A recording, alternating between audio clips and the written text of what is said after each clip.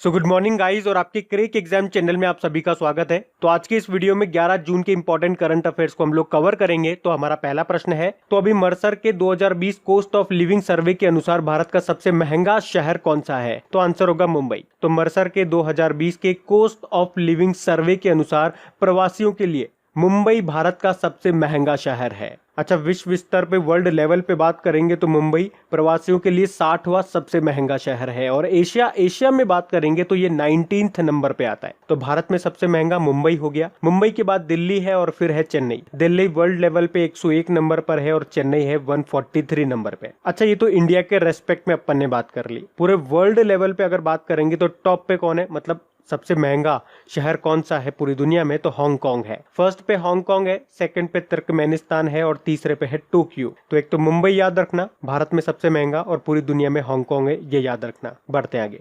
फिर है, हाल ही में किसे नासा डिस्टिंग्विश्ड सर्विस मेडल से सम्मानित किया गया? तो सही उत्तर होगा रंजीत कुमार को। तो भारतीय एरोस्पेस उद्यमी है ये रंजीत कुमार और अभी इन्हें नासा ने नासा विशिष्ट सेवा पदक से सम्मानित किया है।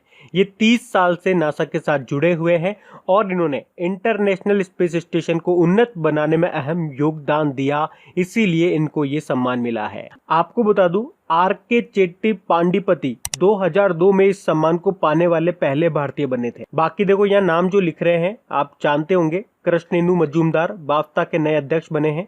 वहीं जयदीप मजूमदार की बात करेंगे तो ऑस्ट्रिया में भारतीय राजदूत एम्बेसडर बने थे और जयदीप सरकार ये अफ्रीकन देश है लेसोथो, वहां पे भारतीय राजदूत बने थे। अच्छा, नासा से एक और इंपॉर्टेंट पॉइंट्स अभी करंट अफेयर्स का आपको बताता हूँ। अभी साउथ अफ्रीका की जो स्पेस एजेंसी है, south African national space agency, उसने गहरे अंतरिक्ष वाले ग्राउंड स्टेशन की मेजबानी के लिए नासा के साथ सहयोग किया है। मतलब ग्राउंड स्टेशन का उपयोग चंद्रमा, मंगल और मानव मिशन के समर्थन में किया जाएगा। और इस सहयोग के बाद साउथ अफ्रीका, अमेरिका, स्पेन और ऑस्ट्रेलिया के बाद चौथा देश बन गया जिसने गहरे अंतरिक्ष स्टेशन की मेजबानी की है। बात नासा की है तो इसके बारे में कुछ पॉइंट आप याद रख लो। एक तो कुछ स्टैटिक पॉइंट्स, जैसे कि फुल फॉर्म हो गई national aeronautics and space administration. स्थापना इसकी 1958 में हुई है। हेडक्वार्टर इसका वॉशिंगटन डीसी में है और इसके अध्यक्ष हैं जिम ब्रिडस्टीन। अच्छा, एक और पॉइंट बताता हूँ अभी नासा से। अभी एक भारतीय मूल की लड़की का नाम याद रखना, वनीजा रूपाणी। क्यों याद रखना? क्योंकि इन्होंने मंगल ग्रह के पहले हेलीकॉप्टर का नाम रखा है। क्या नाम रखा है? इंजीन्यूटी नाम रखा है। हमने पढ़ा भी था, तो ये नाम याद रखना। बढ़ते हैं आगे। अच्छा गाइस, एक और इन्फॉर्मेशन है आप लोगों के लिए और खास तौर पर उन स्टूडेंट्स के लिए जो वीकली करंट अफेयर्स का वीडियोस देखते हैं। तो जून महीने के फर्स्ट वाले वीक का फर्स्ट वाला पार्ट हम देख चुके थे। अब सेकंड वाला पार्ट बाकी है जो आज शाम को हम करने वाले हैं। शाम को 6 बजे टाइम रहेगा, तो शाम को 6 बजे जरूर जुड़िएगा वीकली करंट अफेयर्स वाले वीडियो के लिए। साथ में वीडियो के बाद आपको उसका क्विज भी अपनी क्रिक एग्जाम एप्लीकेशन पे मिल जाएगा, तो वहां से उसकी प्रैक्टिस भी आप कर लेना और सारे पॉइंट को स्ट्रांगली याद कर लेना। और गाइज, अगर वीडियोस आपको अच्छे लग रहे हैं, मेरी मेहनत अच्छी लग रही है और ये वाकई अगर आपके लिए हेल्पफुल हैं, तो प्लीज वीडियो को शेयर जरूर किया कीजिए। अगर इन वीडियोस से आपकी हेल्प होती है तो आप लोग मेरी हेल्प जरूर करें इन वीडियोस को लाइक और शेयर करके, ताकि इन वीडियोस को कंटिन्यू रखने में मुझे भी आपका सपोर्ट मिल सके। तो प्लीज इसे लाइक और शेयर जरूर करना। और अगर आप में से कोई इस वीडियो को फर्स्ट टाइम देख रहा है तो इस चैनल को आप सब्सक्राइब कर लीजिए और सब्सक्राइब करने के बाद में पास में जो बेल आइकन आएगा उसे आप दबाना बिल्कुल मत भूलिएगा, क्योंकि आपको वीडियोस के नोटिफिकेशन तभी मिलेंगे जब आप बेल आइकन को प्रेस करोगे। तो चलिए अब बढ़ते हैं आगे।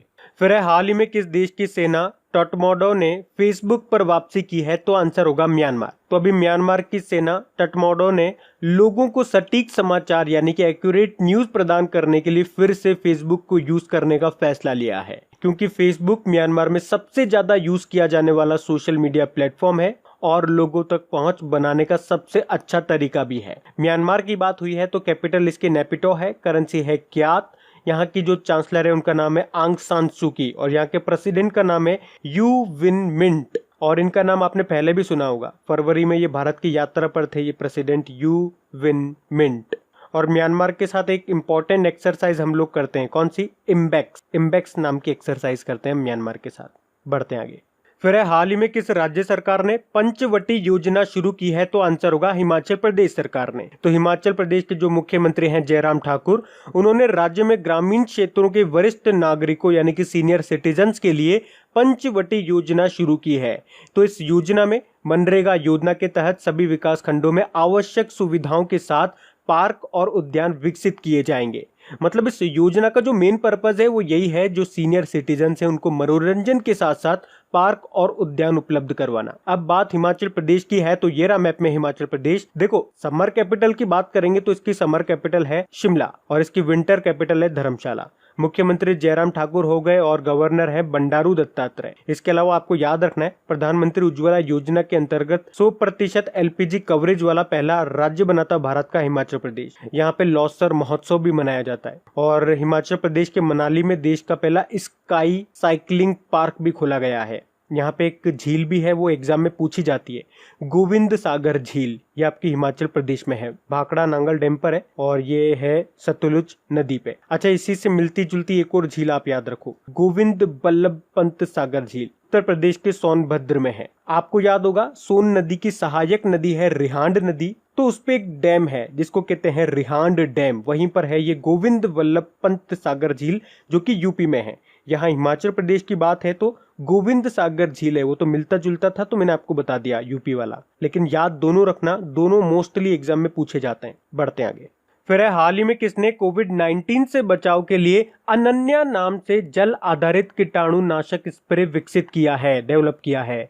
तो आंसर होगा DIAT ने। इसका मतलब होता है defence institute of advance technology, और अभी इसी ने अनन्या नाम से वाटर बेस्ड डिसइंफेक्टेंट स्प्रे तैयार किया है। तो आप इसे किसी भी चीज को कीटाणु मुक्त करने के लिए इस्तेमाल कर सकते हैं, जैसे कि मास्क वगैरह हो गया, PPE किट हो गए, कपड़े वगैरह, मतलब हर चीज को आप इससे डिसइंफेक्ट यानी कि कीटाणु मुक्त कर सकते हैं इस स्प्रे के थ्रू। क्या नाम है उसका? अनन्या नाम है। अच्छा, यहाँ पे जो DIAT की हम लोगों ने बात करी है उसका हेडक्वार्टर कहाँ पर है? पुणे महाराष्ट्र में है और इसके वाइस चांसलर। फिर 2020 तक भारतीय रेलवे में सबसे सुरक्षित वर्ष कौन सा था जिसमें पहली बार शून्य यात्री मृत्यु दर रही है? तो सही उत्तर होगा 2019-20। तो अभी दिए गए भारतीय रेलवे के बयान के अनुसार अप्रैल 2019 से लेकर मार्च 2020 के दौरान सबसे अच्छा सुरक्षा रिकॉर्ड बनाया गया है भारतीय रेलवे के द्वारा। तो इस अवधि के दौरान किसी भी रेल दुर्घटना में किसी भी रेल यात्री की जान नहीं गई है और ये उपलब्धि 1853 के बाद पहली बार हासिल की गई है। अच्छा देखो, मृत्यु दर की बात चल रही है तो दो इंपॉर्टेंट फैक्ट मैं आपको बताता हूं जो अभी न्यूज में थे। एक फैक्ट तो 2-3 दिन पहले ही हम लोगों ने पढ़ा था कि 2012 से लेकर 2019 तक सबसे ज्यादा बाघ यानी कि टाइगर कहां पे मारे गए हैं, किस राज्य में? तो मध्य प्रदेश में मारे गए हैं। वैसे सबसे ज्यादा बाघ आपके मध्य प्रदेश में ही है। और शिशु मृत्यु दर में सबसे आगे कौन था, मतलब सबसे ज्यादा शिशु मृत्यु दर कहां पर रही? तो वो भी मध्य प्रदेश में रही, तो वो भी याद रखना। बाकी रेलवे की बात करेंगे तो अभी CII ने त्रिची रेलवे जंक्शन को गोल्ड रेटिंग दी थी। CII मतलब कॉन्फेडरेशन ऑफ इंडियन इंडस्ट्री, और ये भी न्यूज में था क्योंकि इसके नए अध्यक्ष बन गए हैं उदय कोटक, जो कि कोटक महिंद्रा बैंक के CEO है। इसके अलावा मेक इन इंडिया के तहत बिहार के मधुपुरा फैक्ट्री में बना है 12,000 हॉर्स पावर का रेल इंजन, और ये इसलिए इंपॉर्टेंट है क्योंकि दुनिया में पहली बार इतना क्षमता वाला, इतनी कैपेसिटी वाला इंजन ब्रॉड गेज ट्रैक पर चलाया गया है। इस इंजन का नाम रखा है WAG-12। और अगर हमारे रेल मंत्री की बात करेंगे तो पीयूष गोयल है, और स्वतंत्र भारत के पहले रेल मंत्री कौन थे? जॉन मथाई थे। फिर हाल ही में किस देश ने अपने आप को कोरोना वायरस मुक्त घोषित कर दिया है? तो आंसर होगा न्यूजीलैंड ने। तो अभी न्यूजीलैंड ने अपने आप को कोरोना वायरस से मुक्त घोषित कर दिया है। अच्छा, इस न्यूज से आपको कुछ याद आया होगा, अभी कुछ समय पहले हम लोगों ने पढ़ा था स्लोवेनिया ने भी अपने आप को कोरोना मुक्त घोषित कर दिया था, और अब न्यूजीलैंड ने कर दिया। अब न्यूजीलैंड ने किया तो ये रहा मैप में न्यूजीलैंड। कैपिटल क्या है? वेलिंगटन है। करेंसी है न्यूजीलैंड डॉलर और प्रधानमंत्री है जैकिंडा अर्डन। आपको याद होगा ओपन बजट सर्वेक्षण 2019 जब आया था जिसमें भारत 53 नंबर पे रहा था, उसमें टॉप पे रहा था न्यूजीलैंड। और याद रखना 2021 में महिला रग्बी वर्ल्ड कप भी आपका आयोजित किया जाएगा न्यूजीलैंड में ही, और न्यूजीलैंड ही पहला देश है जिसने सबसे पहले महिलाओं को मतदान करने का अधिकार दिया था। ये पॉइंट भी याद रखना। अच्छा, न्यूजीलैंड के किस खिलाड़ी को रिचर्ड हेडली पदक मिला था? तो आंसर होगा रॉस टेलर। और रॉस टेलर का नाम अभी इसलिए भी न्यूज में था क्योंकि रॉस टेलर ये क्रिकेट के तीनों फॉर्मेट में 100 मैचेस खेलने वाले दुनिया के पहले खिलाड़ी बन गए थे। तो ये भी याद रखना। बढ़ते आगे। फिर है, अच्छा अगला प्रश्न आपका बुक से है कि lockdown liaisons living and others stories नाम की बुक को किसने लिखा है? इसके लेखक कौन है? तो आंसर होगा शोभा डे। तो मशहूर लेखिका हैं ये शोभा डे, और लॉकडाउन में मजदूरों की दुर्दशा और कोरोना वायरस जैसी महामारी से पैदा हुए अनिश्चितता भरे माहौल पर एक किताब लिखी है इन्होंने, जिसका नाम है lockdown liaisons living and others stories. और इसे रिलीज करेंगे कौन? एक्टर सोनू सूद। बाकी मोहम्मद अब्दुल मन्नास की बात करेंगे, बिहाइंड द मास्क कोविड-19 नाम की बुक लिखी थी। जेके रॉलिंग ने द इका बोग नाम की बुक लिखी थी। और वी कृष्णा स्वामी, ये इंपॉर्टेंट है, इन्होंने पीवी सिंधु के ऊपर बुक लिखी थी जिसका नाम है shuttling to the top the story of PV Sindhu. बढ़ते आगे। फिर है जून 2020 तक किस देश के मानव रहित सबमर्सिबल ने दुनिया के सबसे गहरे महासागर बिंदु पर डुबकी लगाई है? तो आंसर होगा चीन। तो अभी चीन की मानव रहित पनडुब्बी जिसका नाम है हैदाऊ 1, इसने दुनिया के सबसे गहरे महासागर बिंदु पर 10,907 मीटर की गहराई तक गोता लगाया है। और इस तरह से हैदाऊ ने दुनिया के सबसे गहरे क्षेत्र मारियाना ट्रेंच की सतह को छूकर रिकॉर्ड बनाया है। बात चाइना की है तो ये रहा मैप में चाइना, कैपिटल बीजिंग है। और बीजिंग में एशियन इंफ्रास्ट्रक्चर इन्वेस्टमेंट बैंक का हेडक्वार्टर है। विंटर ओलंपिक गेम्स का भी हेडक्वार्टर यहीं, एससीओ का हेडक्वार्टर भी यहीं पर है, शंघाई कोऑपरेशन ऑर्गेनाइजेशन। और आपको याद होगा 2022 में जो विंटर ओलंपिक्स होंगे वो भी आपके बीजिंग चाइना में ही होंगे। इसके अलावा 2022 में जो 19वें एशियन गेम्स होंगे वो हांगझाऊ चाइना में होंगे। और 2021 में तीसरे एशियन यूथ गेम्स ये आपके चाइना के शंटाऊ में होंगे। इसके अलावा 2023 में एशियन फुटबॉल चैंपियनशिप का आयोजन किया जाएगा। कहाँ पे? चाइना में। करेंसी रेनमिन भी है। और अभी आपको याद होगा चाइना ने एक डिजिटल करेंसी जिसे कहते हैं DCEP,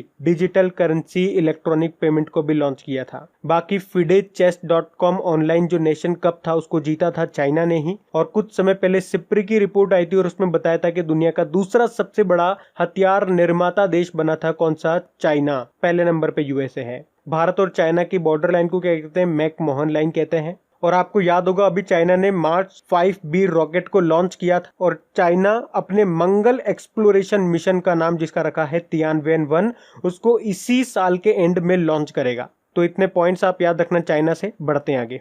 फिर है हाल ही में वर्ल्ड बैंक ने वित्त वर्ष 2020-21 में भारत के अर्थव्यवस्था की वृद्धि दर घटा करके कितना कर दिया? तो आंसर होगा -3.2%। तो अभी वर्ल्ड बैंक ने ग्लोबल इकोनॉमिक्स प्रोस्पेक्टस रिपोर्ट जारी की है और इस रिपोर्ट में बताया है कि भारत की जीडीपी ग्रोथ रेट वित्त वर्ष 2019-20 में -3.2% तक रह सकती है। अच्छा, यहीं पे एक और आपको क्वेश्चन बताता हूं। अभी S&P रेटिंग्स यानी कि स्टैंडर्ड एंड पुअर्स रेटिंग ने वित्त वर्ष 2020-21 के लिए भारत की अर्थव्यवस्था यानी कि इकोनॉमी 5% तक गिरने का अनुमान लगाया है। बाकी वर्ल्ड बैंक की बात करेंगे, स्थापना 1944 में, हेडक्वार्टर वॉशिंगटन DC और अध्यक्ष हैं इसके डेविड मालपास। इसकी MD CFO कौन बनी थी? अंशुला कांत बनी थी। और अभी वर्ल्ड बैंक के एग्जीक्यूटिव चेयरमैन बन गई है कौन? कार्मेन रेनहार्ट बन गई है। उसके अलावा वर्ल्ड बैंक के जो एग्जीक्यूटिव डायरेक्टर हैं उनके सीनियर एडवाइजर कौन बने? राजीव टोपनो बने थे। और एक और नाम आपको याद रखना है कि वर्ल्ड बैंक ने वाइस प्रेसिडेंट ऑफ इंटीग्रिटी के रूप में मोहम्मद डाइगन को भी नियुक्त किया था। तो इतने पॉइंट्स आपको याद रखने वर्ल्ड बैंक से। बढ़ते हैं आगे। फिर अभी केंद्र सरकार ने बांस के आयात यानी कि इंपोर्ट पर सीमा शुल्क को बढ़ा करके कितना कर दिया? तो आंसर होगा 25%। तो अभी अगरबत्ती का प्रोडक्शन करने वाले जो बांस का इंपोर्ट करा करते थे, तो अब उस बांस के आयात पर केंद्र सरकार ने सीमा शुल्क को बढ़ाकर के 10 से 25% कर दिया है। अच्छा, ऐसा क्यों किया? ताकि आत्मनिर्भर भारत योजना के तहत हम ज्यादा से ज्यादा घरेलू बांस का उपयोग कर सकें। अच्छा, बांस याद रखना कोई पेड़ नहीं है, अभी इसे घास का दर्जा मिल गया है, घासों की श्रेणी में आता है बांस। अच्छा, वर्ल्ड बैम्बू डे हम कब मनाते हैं? ये प्रश्न आप लोग मुझे बताओ। और अगर डेली करंट अफेयर्स का रिवीजन वाला वीडियो आप लोग देखते होंगे जहां पे डेली 10 इंपॉर्टेंट डेज को हम रिवाइज करते हैं, तो कई बार मैं आपको बता चुका हूं। वर्ल्ड बैम्बू डे हिंट देता हूं आपको, सितंबर में मनाते हैं। देखते हैं आप किसको पता है। बढ़ते हैं आगे। फिर है हाल ही में विश्व प्रत्यायन दिवस यानी कि वर्ल्ड एक्रेडिटेशन डे कब मनाया गया? तो आंसर होगा 9 जून को। तो हर साल 9 जून को वर्ल्ड एक्रेडिटेशन डे के रूप में मनाया जाता है। इसे व्यापार और अर्थव्यवस्था में मान्यता की भूमिका को उजागर करने और बढ़ावा देने के लिए मनाया जाता है। और इस बार की थीम आप ध्यान रखें, एक्रेडिटेशन इंप्रूविंग फूड सेफ्टी। अच्छा, जून के महीने में कौन कौन से इंपॉर्टेंट डेज अब तक हम देख चुके हैं? 1 जून को हमने देखा था वर्ल्ड मिल्क डे। 2 जून को तेलंगाना का स्थापना दिवस होता है। 2 जून 2014 को स्थापना हुई थी आंध्र प्रदेश से अलग होकर। 3 जून को विश्व साइकिल दिवस मनाया। 5 जून को वर्ल्ड एनवायरनमेंट डे मनाया। 7 जून को विश्व खाद्य सुरक्षा दिवस वर्ल्ड फूड सेफ्टी डे मनाया, जिसकी थीम थी फूड सेफ्टी एवरीवन्स बिजनेस। 8 जून को वर्ल्ड ओशियन डे मनाया और 8 जून को ही वर्ल्ड ब्रेन ट्यूमर डे मनाया। तो अभी तक ये जून के इंपॉर्टेंट डेज आपको ध्यान रखने हैं। तो अब बात करेंगे कल के वीडियो में पूछे गए प्रश्न के उत्तर की। तो कल के वीडियो में आपसे पूछा था हाल ही में जारी पर्यावरण प्रदर्शन सूचकांक 2020 में भारत का स्थान क्या रहा है। तो सही उत्तर था ऑप्शन डी 168। तो आप सभी ने प्रश्न का बिल्कुल सही उत्तर दिया है। और गाइज, अगर वीडियो को अभी तक आपने लाइक नहीं किया है तो प्लीज इस वीडियो को एक लाइक जरूर दीजिए और अपने दोस्तों के साथ में इसको शेयर करना मत भूलिएगा। और अगर आपका कोई स्टडी ग्रुप हो तो प्लीज वहां पे भी एक बार इसे शेयर जरूर कर देना। तो गाइज, इन सभी क्वेश्चंस का क्विज बना करके मैंने एप्लीकेशन पे अपलोड कर दिया है। तो अगर आपने वीडियो बिल्कुल ध्यान से देख लिया है तो वहां जाइए और इन सभी क्वेश्चंस का आप प्रैक्टिस लगा लीजिए, ताकि ये सारे क्वेश्चंस आपको अच्छी तरीके से याद हो जाए। और जो नए स्टूडेंट इससे पहली बार देख रहे हैं, आपको बता दूं कि क्विज में अब रैंकिंग फीचर भी ऐड हो चुका है। तो अगर आप कम समय में ज्यादा से ज्यादा क्वेश्चन राइट करते हो तो आपका नाम आपके फोटो के साथ टॉप 10 स्टूडेंट्स में आपको दिखाई देगा। आपको ही नहीं, जितने भी लोग क्विज लगाएंगे उन सबको दिखाई देगा कुछ इस तरीके से, ताकि आपको भी एक अंदर से मोटिवेशन मिल सके कि आपको भी यहां तक पहुंचना है, ताकि सब लोग आपको टॉप 10 में देख सकें।